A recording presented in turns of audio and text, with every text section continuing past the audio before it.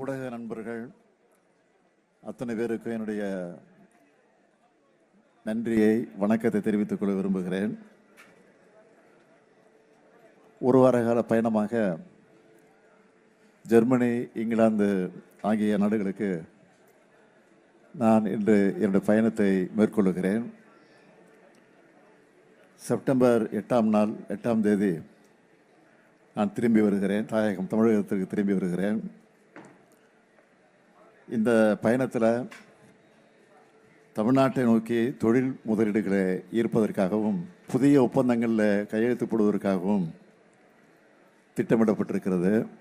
2021 திராவிட முன்னேற்ற கழகத்துடைய ஆட்சி பொறுப்பேற்றதற்கு பிறகு இதுவரை 10,62,752 கோடி ரூபாய்க்கான முதலீடுகளை ஈர்த்து 922 புரிந்துணர்வு ஒப்பந்தங்களை போட்டிருக்கிறோம்.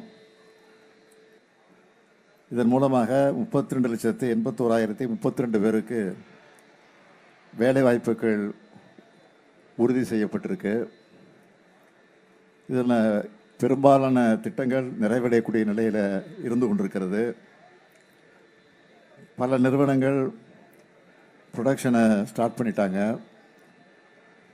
இந்த வளர்ச்சி வந்திருக்கான்னு கேட்கிறவங்களுக்கு ஒன்றிய அரசு வெளியிடுகிற புள்ளி விவரங்களே ப்ரூஃபாக இருக்குது. என்னுடைய ஒவ்வொரு வெளிநாட்டு பயணத்திலையும் தமிழ்நாடு அமைதி மாநிலமாக, திறமையான இளைஞர்களை இருக்கக்கூடிய மாநிலமாக, வாய்ப்புகளை உருவாக்குகிற மாநிலமாக நம்ம திராவிட மாடல் ஆட்சி உயர்ந்திருக்கிற காரணத்தினால தரவுகளோட அந்த விவரங்களை எடுத்து சொல்லி தமிழ்நாட்டில் முதலீடு செய்ய அழைப்பு விடுத்திருக்கிறேன். இது வரைக்கும் ஐக்கிய அரபு அமீரகம், ஜப்பான், சிங்கப்பூர், ஸ்பெயின், அமெரிக்கா ஆகிய 5 நாடுகளுக்கு நான் பயணத்தை மேற்கொண்டு அமெரிக்க பயணத்தில் 19 புரிந்துணர்வு ஒப்பந்தங்கள், ஸ்பெயின் பயணத்தில் 3 புரிந்துணர்வு ஒப்பந்தங்கள், ஜப்பான் பயணத்தில் 7 புரிந்துணர்வு ஒப்பந்தங்கள், ஐக்கிய அரபு பயணத்தில் 6 புரிந்துணர்வு ஒப்பந்தங்கள், சிங்கப்பூரில் ஒரு ஒப்பந்தம்னு 30,037 நபர்களுக்கு வேலைவாய்ப்புகளை உறுதி செய்யக்கூடிய 36 புரிந்துணர்வு ஒப்பந்தங்கள் மேற்கொள்ளப்பட்டு 18,498 கோடி ரூபாய்க்கான முதலீடுகளை தமிழ்நாட்டுக்கு வந்திருக்கு. இந்த 36 ஒப்பந்தங்களில் 23 திட்டங்கள் பல்வேறு செயல்பாட்டு நிலைகளில் இருக்கிறது. இதோட தொடர்ச்சியாகத்தான் ஜெர்மனி, இங்கிலாந்து ஆகிய நாடுகளுக்கு நான் புறப்பட்டு செல்கிறேன். அங்கே மேற்கொள்ளப்படக்கூடிய MOUக்கள் பற்றி ப்ரெஸ் ரிலீஸை நான் தர சொல்லியிருக்கிறேன். உங்களுக்கு திரும்ப வர அன்னைக்கும் நான் உங்களை சந்தித்து இது குறித்து விவரமாக சொல்ல இருக்கிறேன்.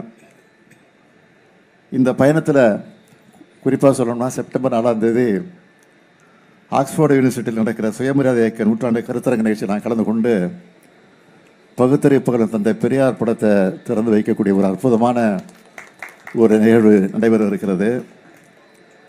நாட்டிலேயே அதிவேகமாக வளர்ச்சி பாதையில் நடைபெறக்கூடிய நம்முடைய தமிழ்நாட்டை நோக்கி புதிய முதலீடுகளை ஈர்க்க நான் செல்லுகிறேன். ஆகவே உங்களுடைய வாழ்த்துக்கள் எனக்கு வேணும். தமிழ்நாட்டு மக்களோட அன்போடு நான் புறப்பட்டு செல்கிறேன் என்பதையும் உங்களிடத்தில் நான் மகிழ்ச்சியோடு தெரிவித்துக் கொள்கிறேன். வெளிநாட்டு பயணங்களால் தமிழ்நாட்டிற்கு உண்மையாவே பலன் உண்டா என்ற விமர்சனங்கள் முன்வைக்கப்படுகல. என்ன விமர்சனம் சொல்றாங்க? அதிமுக பொறுத்தவரை தொடர்ந்து விமர்சனங்கள் முன் வச்சுக்கிட்டே இருக்காங்க வெளிநாட்டு பயணங்கள் தொடர்பாக. வெளிநாட்டு பயணத்தை பொறுத்த வரைக்கும் எதிர்க்கட்சி தலைவராக இருக்கக்கூடிய பழனிசாமி அவர்கள் இதை குறித்து கூட விமர்சனம் பண்ணியிருக்கிறாரு. பழனிசாமியை பொறுத்த வரைக்கும் தன்னுடைய பயணங்கள் எப்படி இருந்துச்சோ அப்படித்தான் இந்த பயணங்கள் இருக்கும்னு நினைக்கிறாரு. ஆனால் நான் கையெழுத்து போடக்கூடிய அளவுக்கு அனைத்து ஒப்பந்தங்களும் நடைமுறைக்கு வந்திருக்கு. தமிழக சட்டமன்ற தேர்தலுக்கு இன்னும் ஒரு 7 மாதம் தான் இருக்குது. புதிய கட்சிகள், ஏன்னா திமுக கூட்டணி ஆல்ரெடி 9 கட்சிகள் பக்கம் இருக்காங்க, புதிய கட்சிகள் வர்றதுக்கு வாய்ப்பு இருக்கா சார்? புதிய கட்சிகள் வரவில்லையோ புதிய வாக்காளர்கள் திமுக பக்கம் வந்து கொண்டிருக்கிறார்கள். அதான் உண்மை. சார் பீகார் கூட போயிட்டு வந்தீங்க அண்மையில். அந்த பீகாரில் எலெக்ஷன் கமிஷன் சில விஷயங்கள் பண்ணதாக அங்கே சொன்னீங்க. தமிழ்நாட்டில் அதே மாதிரி வாய்ப்பு இருக்கா சார்? அதே மாதிரி எலெக்ஷன் கமிஷனுடைய செயல்பாடுகள் இருக்குன்னு நினைக்கிறீங்களா நீங்கள்? யார் எப்படிப்பட்ட சதி செஞ்சாலும் அதை முறியடிக்கிற வல்லமை தமிழ்நாட்டுக்கு உண்டு. ஏன் பீகாரில் கூட தேர்தல் ஆணையம் நினச்சது நடக்காது. உண்மையாக நான் போயிட்டு வந்த அனுபவத்தில் சொல்கிறேன். ஏன்னா அங்கேயும் மக்களை எழுச்சி பெற வைக்க தேர்தல் ஆணையம் உதவி செஞ்சிருக்கின்றது தான் உண்மை. சி ஓட்டர்ஸ் கருத்து கணிப்பு நடத்தியிருக்காங்க. அது குறித்து உங்கள் கருத்து என்ன? எந்த கருத்து கணிப்பு இருந்தாலும் எல்லா கருத்து கணிப்புகளையும் மிஞ்சி ஒரு அமோக வெற்றி தான் திமுக கூட்டணி பெறப்போகுது. அதில் எந்த சந்தேகமும் இல்லை.